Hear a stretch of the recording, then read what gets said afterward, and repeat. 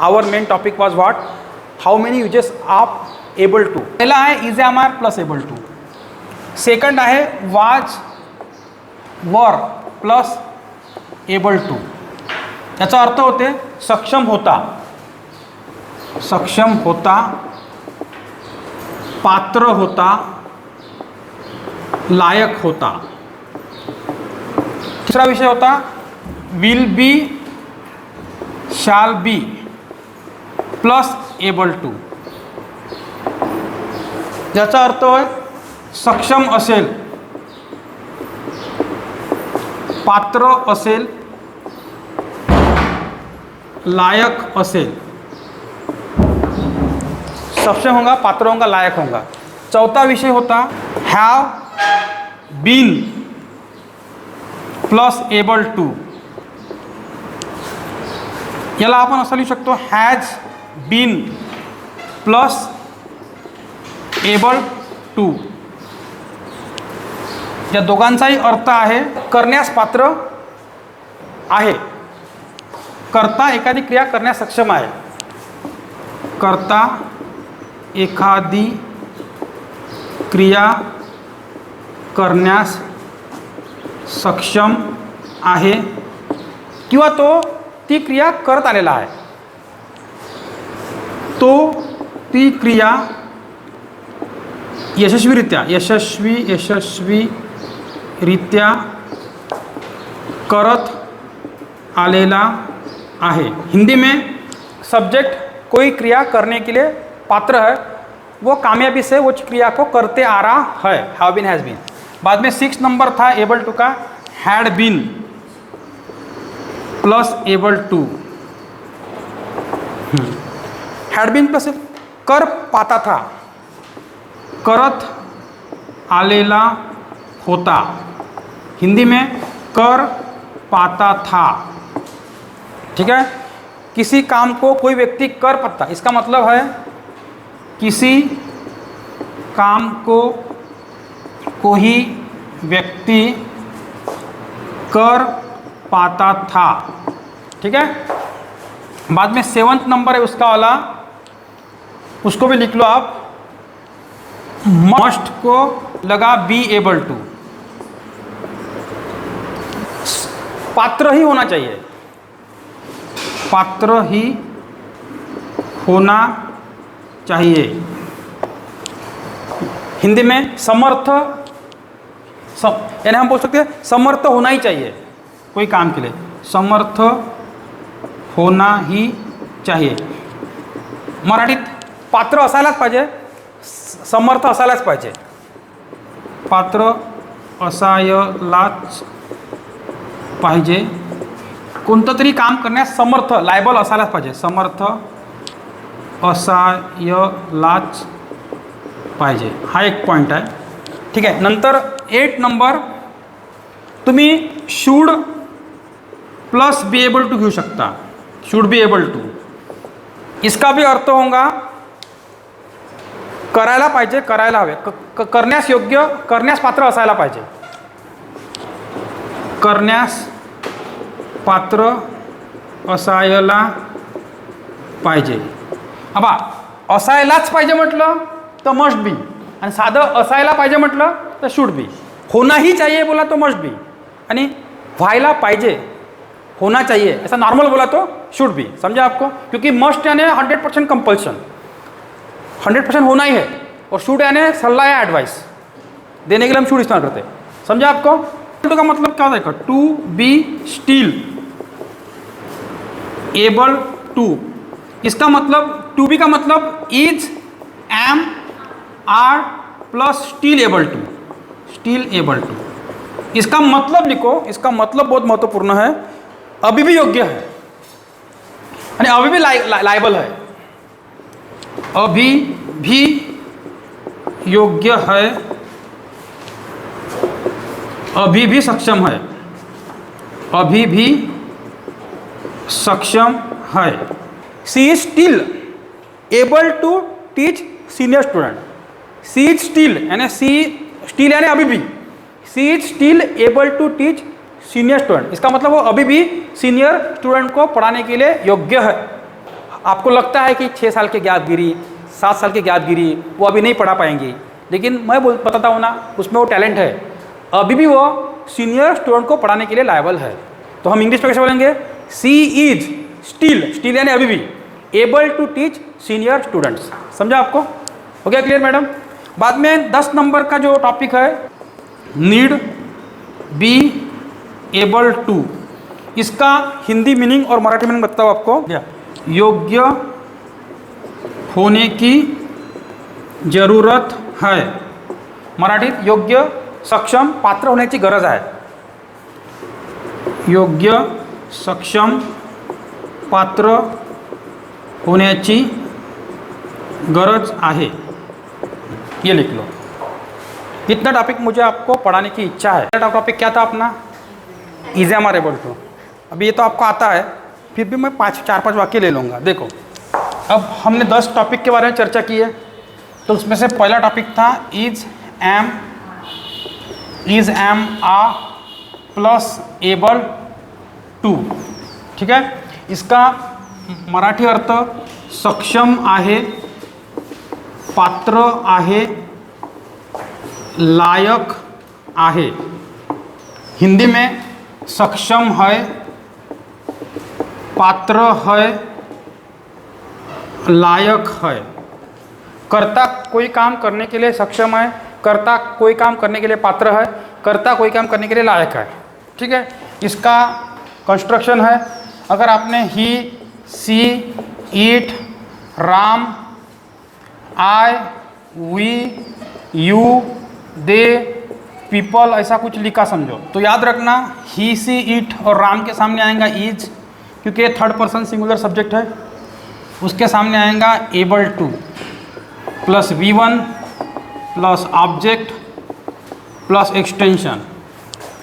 आई के सामने हमेशा आता है am plus able to plus V1 plus object plus extension. We, you, they और ये प्लूरल फॉर्म पीपल है, इनके सामने आएगा are plus able to plus V1 plus object plus extension. इसमें भी एक बात और याद रखो कि ही, सी, इट ये है प्रोनाउन। क्या है? प्रोनाउन। ठीक है, राम क्या है? नाउन। और आई, वी, यू, दे क्या है? प्रोनाउन। और पीपल क्या है? नाउन। इतना दिमाग में रखो। ठीक है, अभी आपको इंग्लिश बोलना है। You want to speak in English. आपको बोलना है मी डांस करण्यास सक्षम आहे, मैं डांस करने के लिए सक्षम हूँ। तो वाक्य क्या होगा? देखो, मी डांस करण्यास पात्र आहे, सक्षम आहे। ठीक है, या आप ऐसा भी लिख सकते हो, मी डांस करू शकतो, म्हणजे माझ्या क्षमता आहे, मैं डांस कर सकता हूँ।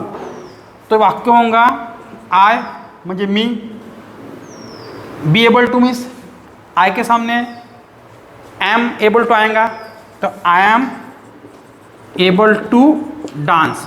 डांस हे वर्ब है, मैं डांस करू शकतो। I can dance, can means be able to. यही होगा I am able to pass this exam. Understood? या अगर उसकी जगह मुझे ऐसा बोलना है तो हा व्हिडिओ एडिट करू शकतो, त्याच्यामध्ये व्हिडिओ एडिट करण्याची योग्यता आहे, क्षमता आहे, पात्रता आहे। तो क्या होगा? He is able to edit this video. ठीक है, Raju is able to deliver impressive speech. ठीक है, समझा आपको? Raju is able to deliver impressive speech, या तुम इसको बोल सकते हो Raju can deliver impressive speech. I am able to elocute म्हणजे भाषण देने, या तुम इनकी जगह लग सकते हो डिलीवर स्पीच। ठीक है, इसका नाउन फॉर्म होता है इलोकेशन। तुमने सुना होगा इलोकेशन कंपटीशन, सुना है क्या? भाषण स्पर्धा सुना है आपने? जैसे क्विज कंपटीशन है वैसे इलोकेशन कंपटीशन आहे, ठीक आहे. मी भाषण देऊ शकत नाही तर I am not able to deliver speech, या तुम बोल सकते हो I am unable to deliver speech. तू भाषण देऊ शकतो का? क्या आप भाषण देने के लिए सक्षम हो? तो आएगा are you able to deliver speech, क्या आप भाषण देने सक्षम नहीं हो? Aren't you able to deliver speech, ये मैंने पढ़ा है. सेकंड नंबर था was, were plus able to. इसका मतलब पात्र था, लायक था, सक्षम था. पात्र था, लायक था, सक्षम था. सक्षम था. मराठीत पात्र होता, लायक होता, सक्षम होता. ठीक है. कर्ता कोई क्रिया करने के लिए पात्र था, कर्ता कोई क्रिया करने के लिए लायक था, सक्षम था. इसका फार्मूला भी वही आएगा.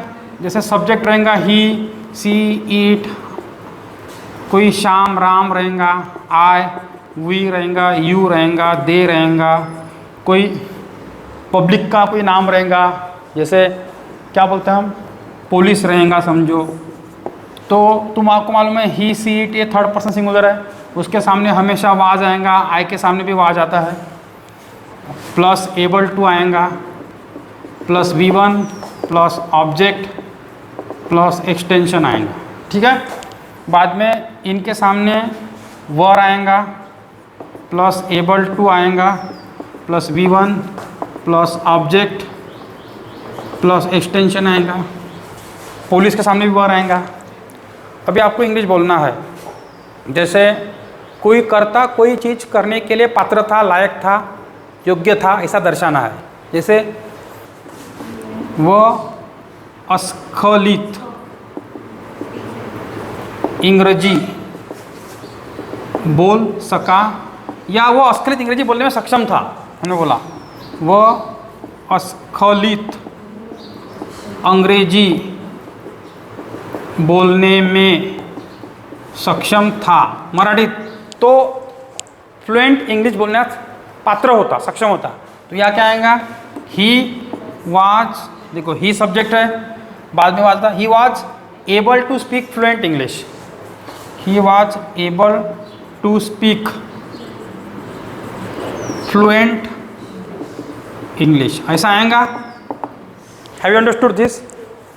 कोई भी कर्ता कोई भी क्रिया करने के लिए लायबल था, सक्षम था, पात्र था, ऐसा आपको दर्शाना है तो वाज, वर, एबल टू आएगा. इसको था या तो इंग्रजीत त्याचा परिचय देऊ शकला, तो इंग्रजीत त्याचा परिचय देण्यास सक्षम होता, पात्र होता.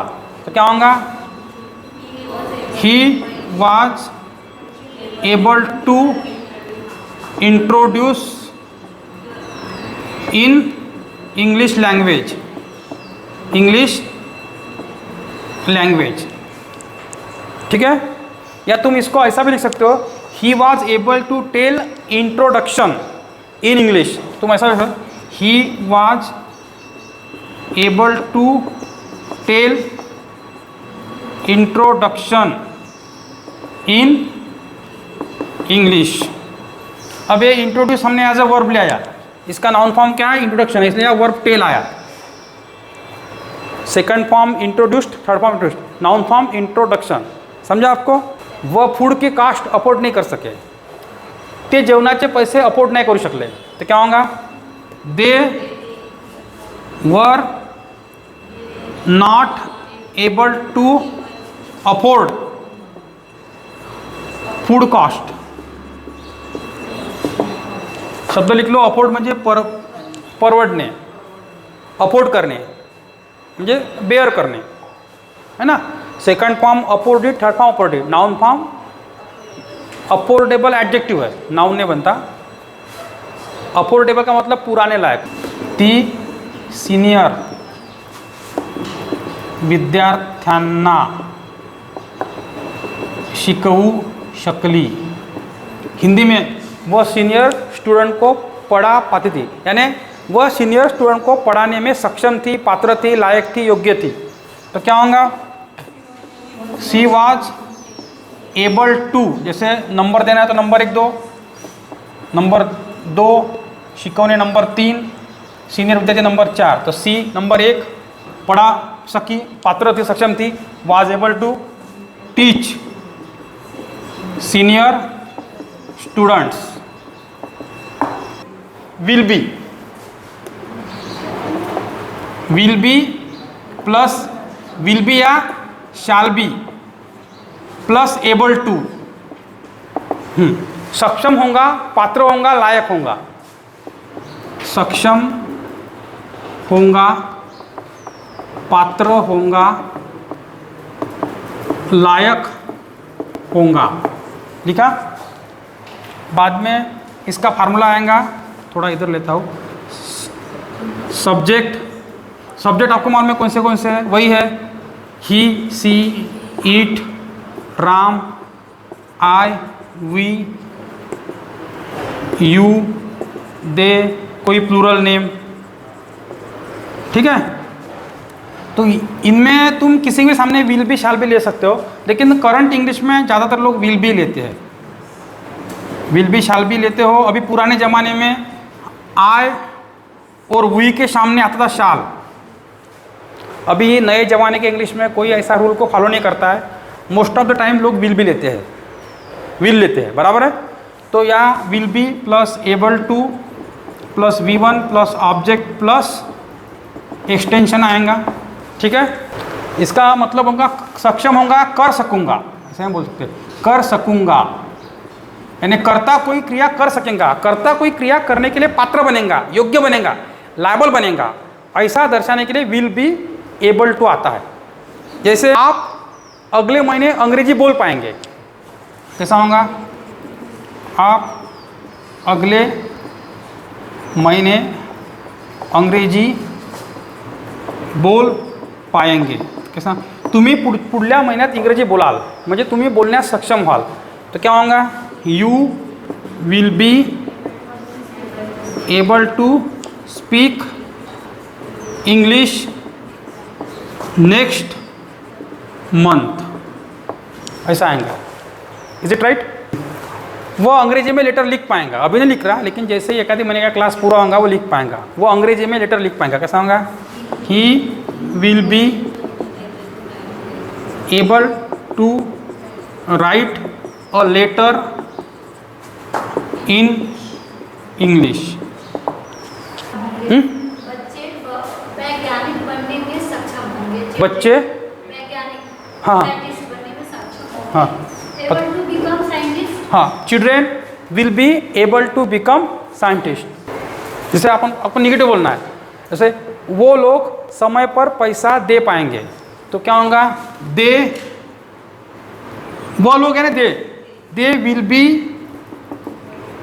Able to pay money on time. अभी आपको निगेटिव करना है, वो लोग समय पर पैसा नहीं दे पाएंगे, कैसा होगा, they will not be able to pay money on time, या तुम लिख सकते हो they won't be able to pay money on time. अगर हमको बोलना है, निगेटिव हो गया, अभी हमको इंट्रोगेटिव बोलना है, समझो, क्या वो लोग समय पर पैसा दे पाएंगे, ते लोक वेळेवर पैसा देईल, will they be able to pay money. उसका निगेटिव इंट्रोगेटिव कर सकते हो आप, क्या वो लोग समय पर पैसा नहीं दे पाएंगे, ते लोक वेळेवर पैसा नहीं देणार, तो यहाँ आएगा will they not be able to pay money, या तुम लिख सकते हो won't they be able to pay money, है ना। कौन लोग समय पर पैसा दे पाएंगे, तो यह ऐसा भी लिखते हो, who will be able to pay money. यहाँ तक क्लियर हुआ क्या। You got it? तो I hope so you understood. Is am are able to, was were able to and will be shall be able to. Have been able to, have been able to. कर पाया है. किसी काम को कोई व्यक्ति कर पाया है. लिख सकते हैं आप, किसी काम को कोई व्यक्ति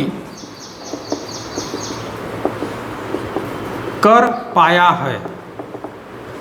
कुठल्या तरी कामाला कुठला तरी व्यक्ती करण्यास सक्षम राहिला आहे, करत आलेला आहे. ठीक है, उसका फॉर्मूला है सब्जेक्ट वही आएगा. तुमको मालूम है, अगर आपने हैव बीन एबल टू या इसमें तुम हैज़ बीन एबल टू भी ले सकते हो, वो दोनों का मीनिंग सेम ही है, हैज़ बीन एबल टू. सिर्फ फार्मूले में ये तफावत रहेंगी कि ही, सी, इट या राम, कोई भी थर्ड पर्सन सिंगुलर नाउन या प्रोनाउन रहे, उसके सामने आएगा हैज़ बीन एबल टू. ठीक है, plus V1 plus object plus extension.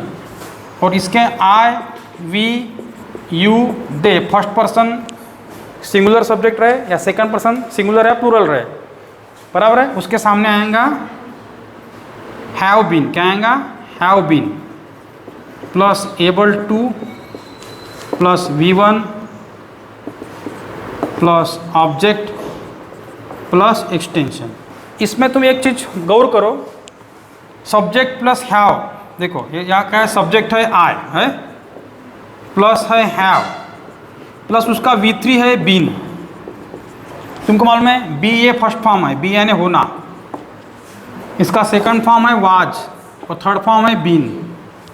ठीक है, यानी या हैव बीन आया यानी ऐसा आया, प्लस इसमें लगा है फिर able to plus V1 plus object plus extension. ये समझा क्या आपको?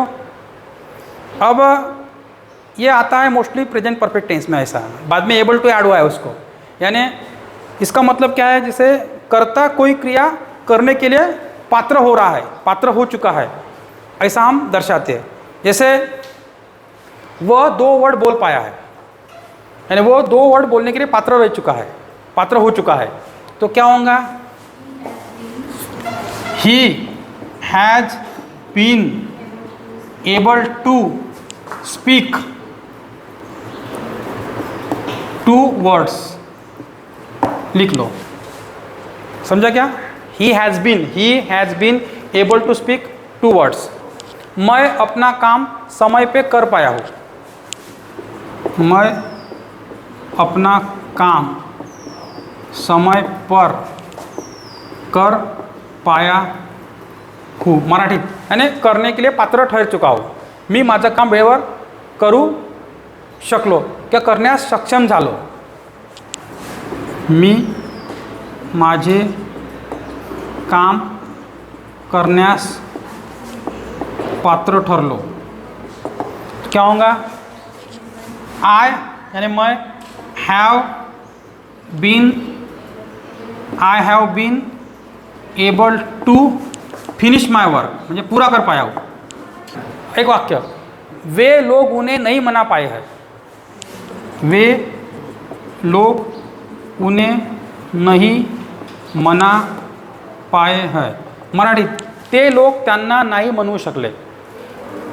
तो क्या होगा? They have not been able to persuade them. शब्द लिख लो, PRSUAD. परसुएड का मतलब मन वड़ाने, मन चेंज करने, है ना. आप लगे तो कभी कभी कन्विंस वर्ड लेते हो, मालूम है ना, कन्विंस, उसने मुझे कन्विंस किया. मन चेंज करना, मन को बदलना. You have been able to memorise words. तुम्ही शब्दाला पाठ नहीं करू शकले आहे, आप शब्द को याद नहीं कर चुके हैं. क्या होगा? यानी आप में वो पात्रता अभी तक नहीं आई है याद करने की, अभी तक आप सक्षम नहीं बने हो. तो क्या होगा? You have not been able two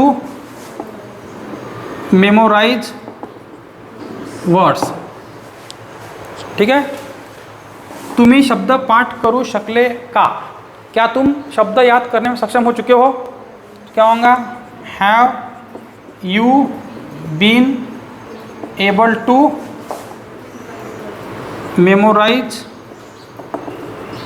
words. इसमें एक कंसेप्ट और आता है, जैसे हमने प्रेजेंट परफेक्ट कंटिन्यूस टेंस पढ़ा था।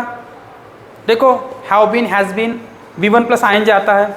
जो क्रिया लंबे अरसे से चल रही है, जी क्रिया खूप दिवसापासून चालू आहे, ते क्रिया दर्शवण्याकरता आपण प्रेजेंट परफेक्ट कंटिन्यूस टेंस वापरतो। Have been, has been, V1 plus ING। जैसे मैं CEO रह रहा हूँ, मी CEO राहत आलेलो आहे, तो आय हैव बीन CEO। अगर मैंने ऐसा लिखा, जैसे मी इंग्रजी शिकवत आलेलो आहे, तो मैं लिखता हूँ मैं अंग्रेजी पढ़ाते आ रहा हूँ, तो मैं क्या आता है, I have been teaching English आता है ना। तो यहाँ वर्ब नहीं है, लेकिन मैं अभी CEO नहीं हूँ, मैं कितने तो भी साल से CEO हो, तो आई हैव बीन CEO ऐसा आता है। मैं डॉक्टर हूँ, मैं अभी डॉक्टर नहीं हूँ आज ही, मैं कितने भी साल से डॉक्टर हूँ, तो I have been a doctor ऐसा आता है। मैं इंजीनियर हूँ, अभी इंजीनियर नहीं हूँ, मैं कितने भी साल से इंजीनियर हूँ, तो I have been an engineer ऐसा आता है ना। तो कभी कभी लंबा कालावधि दर्शाने के लिए भी तुम हैव बीन, हैज़ बीन का इस्तेमाल करते हो, याद रखो। तो ये वाक्य तुम इस तरह से भी बना सकते हो, मैं डांस करने में सक्षम रहा हूँ, मी डान्स करण्यास पात्र योग्य, म्हणजे मी डांस करत आलेला हूँ, मैं कितने भी साल से डांस करते आ रहा हूँ, मेरे में वो डांस करने की एबिलिटी बहुत दिनों से है, 10 साल के पहले से भी है, और अभी मैं डांस कर सकता हूँ। तो क्या होगा, I have been able to dance. इसका मतलब लंबे अरसे से मेरे में वो योग्यता रही है।